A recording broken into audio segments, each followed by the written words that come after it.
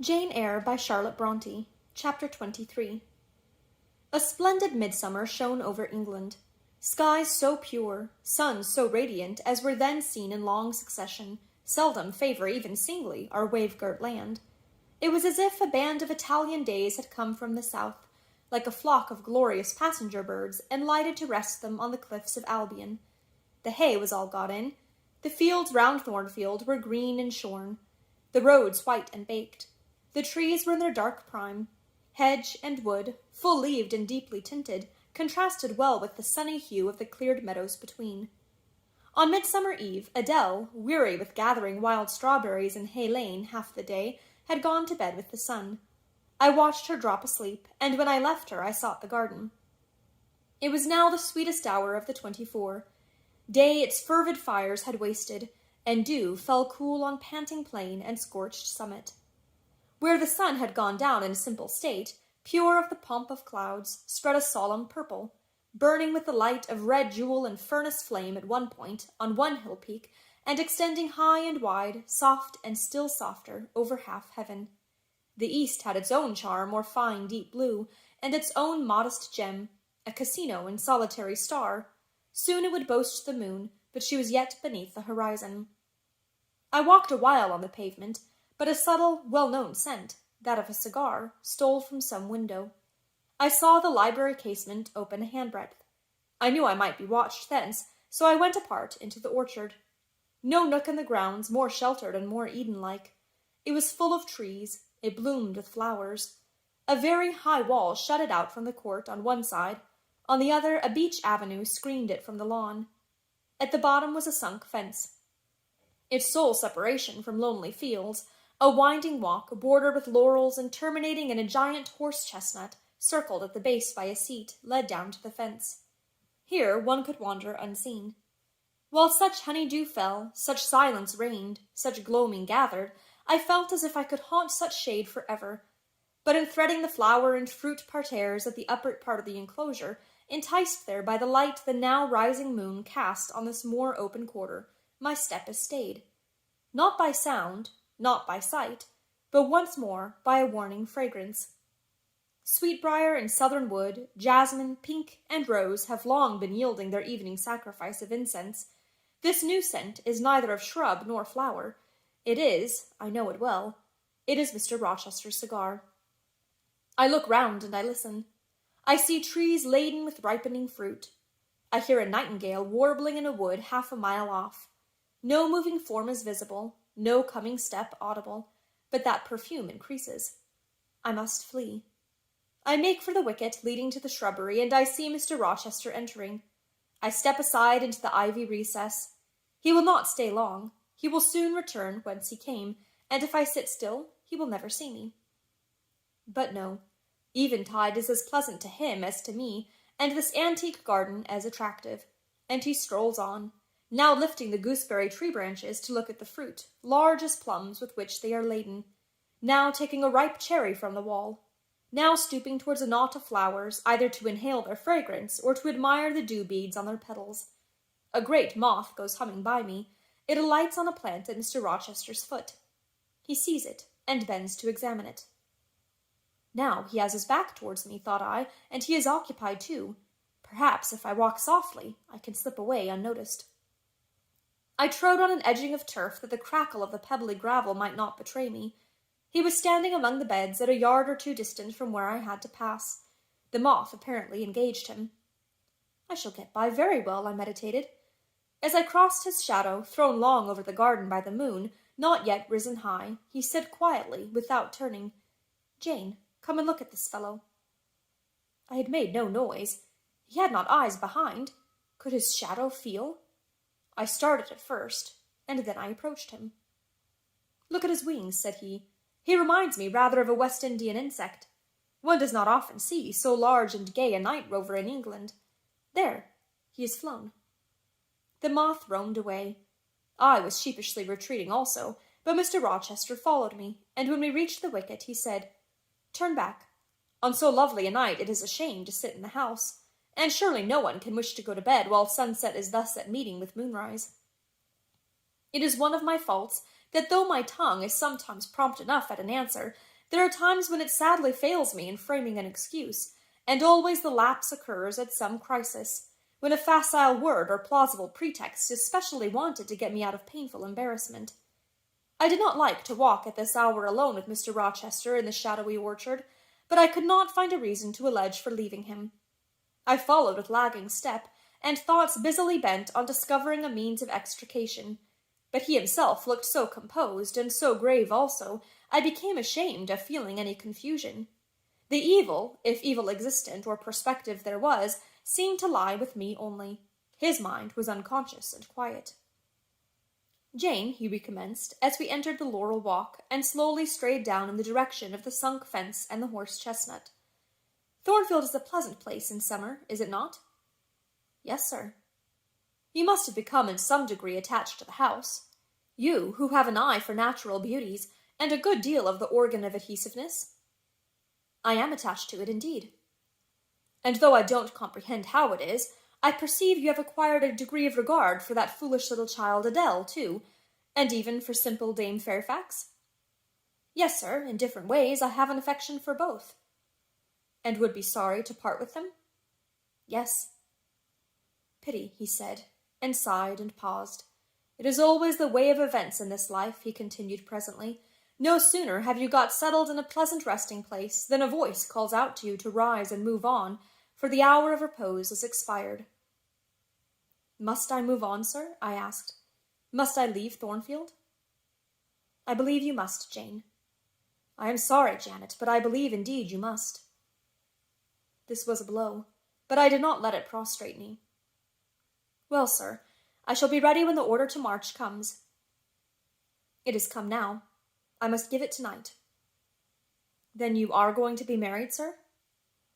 "Exactly. Precisely. With your usual acuteness, you have hit the nail straight on the head." "Soon, sir?" "Very soon, that is, Miss Eyre. And you'll remember, Jane, the first time I, or rumour, plainly intimated to you that it was my intention to put my old bachelor's neck into the sacred noose, to enter into the holy estate of matrimony, to take Miss Ingram to my bosom. In short, she's an extensive armful, but that's not to the point. One can't have too much of such a very excellent thing as my beautiful Blanche. Well, as I was saying, listen to me, Jane. You're not turning your head to look after more moths, are you? That was only a lady clock, child, flying away home. I wish to remind you that it was you who first said to me, with that discretion I respect in you, with that foresight, prudence, and humility which befits your responsible and dependent position, that in case I married Miss Ingram, both you and little Adele had better trot forthwith. I pass over the sort of slur conveyed in this suggestion on the character of my beloved. Indeed, when you are far away, Janet, I'll try to forget it. I shall notice only its wisdom, which is such that I have made it my law of action. Adele must go to school, and you, Miss Eyre, must get a new situation." "Yes, sir, I will advertise immediately. And meantime, I suppose I may stay here till I find another shelter to betake myself to, but I stopped, feeling it would not do to risk a long sentence, for my voice was not quite under command. "In about a month I hope to be a bridegroom," continued Mr. Rochester, "and in the interim I shall myself look out for employment and an asylum for you." "Thank you, sir. I am sorry to give—" "Oh, no need to apologize. I consider that when a dependent does her duty as well as you have done yours, she has a sort of claim upon her employer for any little assistance he can conveniently render her. Indeed, I have already, through my future mother-in-law, heard of a place that I think will suit. It is to undertake the education of the 5 daughters of Mrs. Dionysius Ogal of Bitternut Lodge, Connaught, Ireland. You'll like Ireland, I think. There's such warm-hearted people there, they say." "It is a long way off, sir." "No matter. A girl of your sense will not object to the voyage or the distance." "Not the voyage, but the distance. And then the sea is a barrier." "From what, Jane?" "From England, and from Thornfield, and—" "Well?" "From you, sir." I said this almost involuntarily, and, with as little sanction of free will, my tears gushed out. I did not cry so as to be heard, however. I avoided sobbing.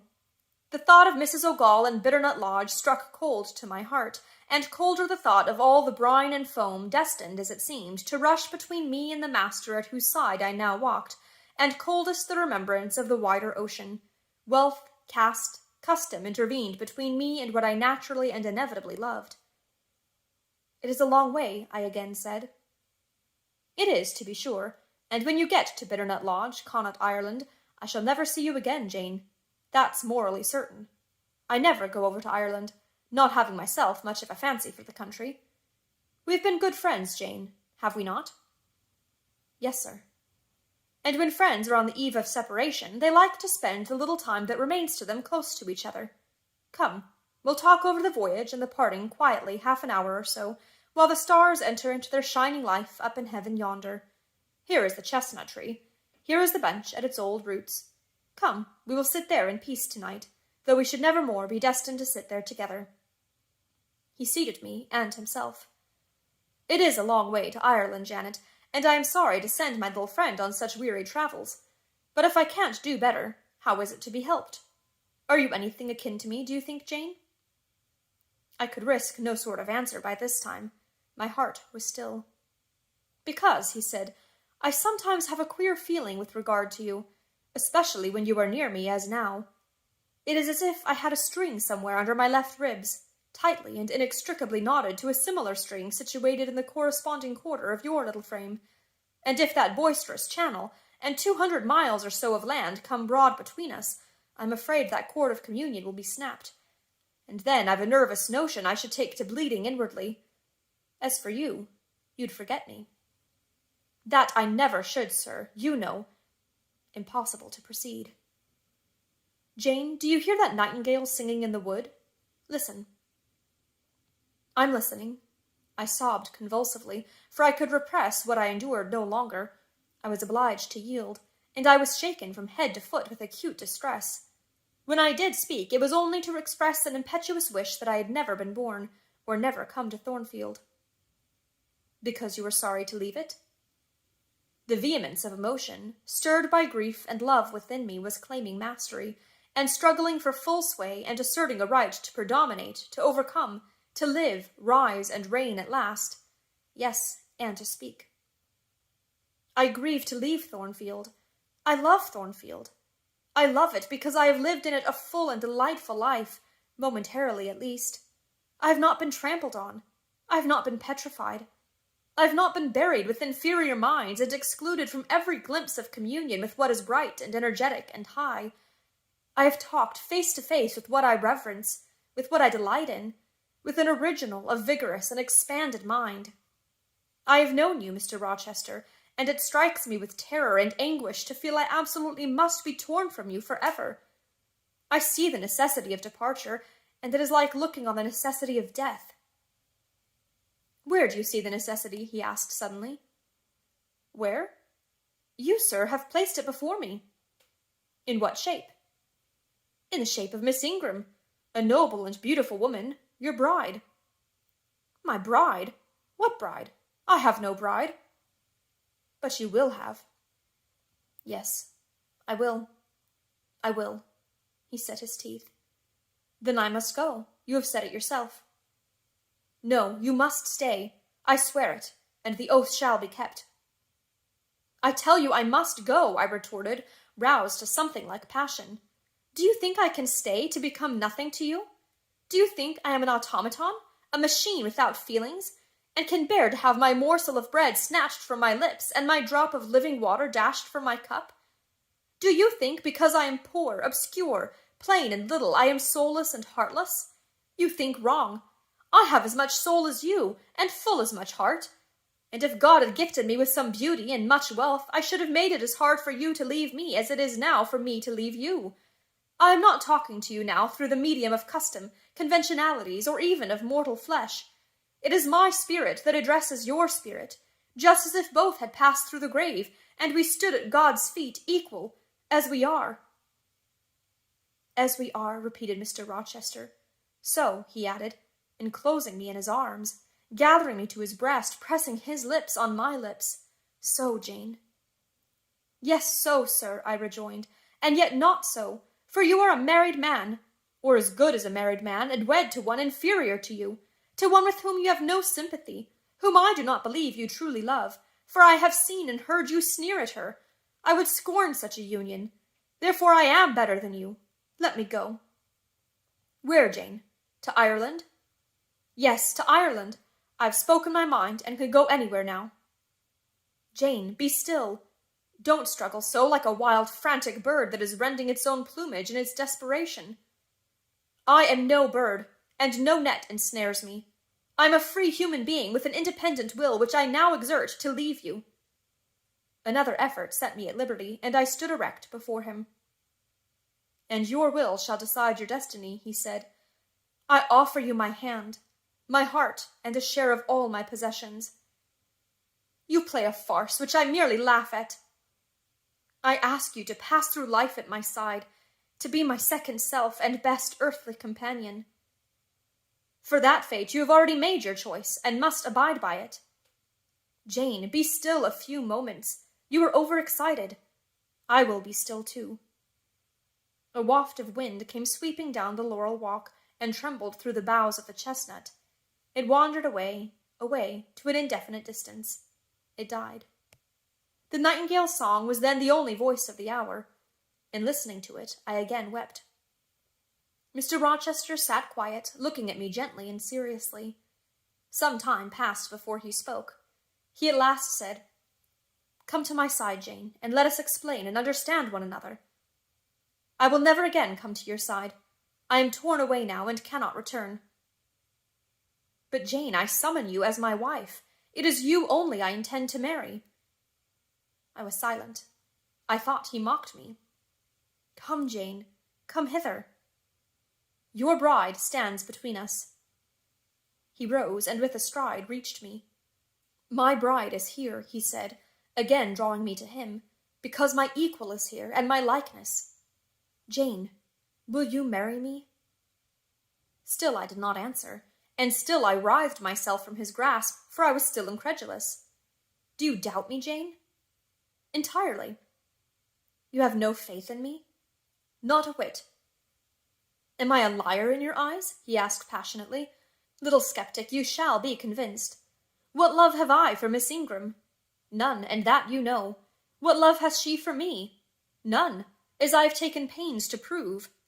I caused a rumor to reach her that my fortune was not a third of what was supposed, and after that I presented myself to see the result. It was coldness, both from her and her mother. I would not, I could not marry Miss Ingram.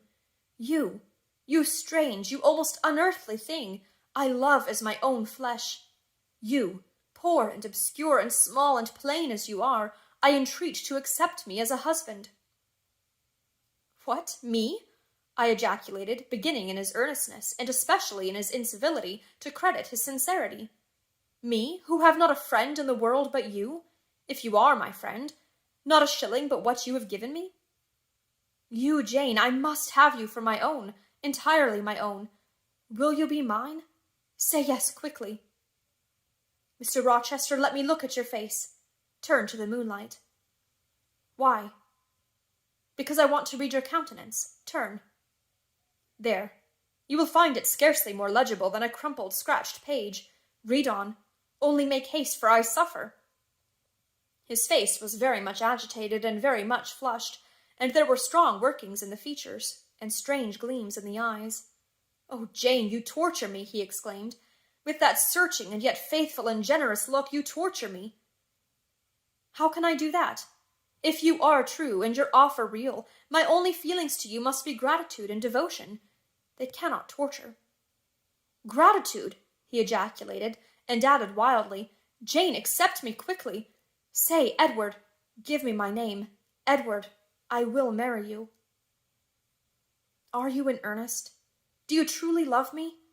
Do you sincerely wish me to be your wife?" "I do, and if an oath is necessary to satisfy you, I swear it." "Then, sir, I will marry you. Edward, my little wife. Dear Edward, come to me entirely now," said he, and added in his deepest tone, speaking in my ear as his cheek was laid on mine, "Make my happiness. I will make yours." "God pardon me," he subjoined ere long, "and man meddle not with me. I have her, and will hold her." There is no one to meddle, sir. I have no kindred to interfere. No, that is the best of it, he said. And if I had loved him less, I should have thought his accent and look of exaltation savage. But, sitting by him, roused from the nightmare of parting, called to the paradise of union, I thought only of the bliss given me to drink in so abundant a flow. Again and again he said, "Are you happy, Jane?" And again I answered, "Yes." After which he murmured, "It will atone. It will atone. Have I not found her friendless and cold and comfortless? Will I not guard and cherish and solace her? Is there not love in my heart and constancy in my resolves? It will expiate at God's tribunal. I know my Maker sanctions what I do. For the world's judgment, I wash my hands thereof. For man's opinion, I defy it." But what had befallen the night? The moon was not yet set, and we were all in shadow. I could scarcely see my master's face, near as I was, and what ailed the chestnut tree? It writhed and groaned, while wind roared in the laurel walk and came sweeping over us. "We must go in," said Mr. Rochester. "The weather changes. I could have sat with thee till morning, Jane." And so, thought I, could I with you. I should have said so, perhaps, but a livid, vivid spark leaped out of a cloud at which I was looking, and there was a crack, a crash, and a close rattling peal, and I thought only of hiding my dazzled eyes against Mr. Rochester's shoulder. The rain rushed down. He hurried me up the walk, through the grounds, and into the house, but we were quite wet before we could pass the threshold. He was taking off my shawl in the hall, and shaking the water out of my loosened hair, when Mrs. Fairfax emerged from her room. I did not observe her at first, nor did Mr. Rochester. The lamp was lit, the clock was on the stroke of 12. "Hasten to take off your wet things," said he, "and before you go, good night. Good night, my darling." He kissed me repeatedly. When I looked up, on leaving his arms, there stood the widow, pale, grave, and amazed. I only smiled at her and ran upstairs. Explanation will do for another time, thought I. Still, when I reached my chamber, I felt a pang at the idea she should even temporarily misconstrue what she had seen. But joy soon effaced every other feeling, and loud as the wind blew, near and deep as the thunder crashed, fierce and frequent as the lightning gleamed, cataract-like as the rain fell during a storm of 2 hours' duration, I experienced no fear and little awe. Mr. Rochester came thrice to my door in the course of it, to ask if I was safe and tranquil, and that was comfort. That was strength for anything. Before I left my bed in the morning, little Adele came running in to tell me that the great horse-chestnut at the bottom of the orchard had been struck by lightning in the night, and half of it split away.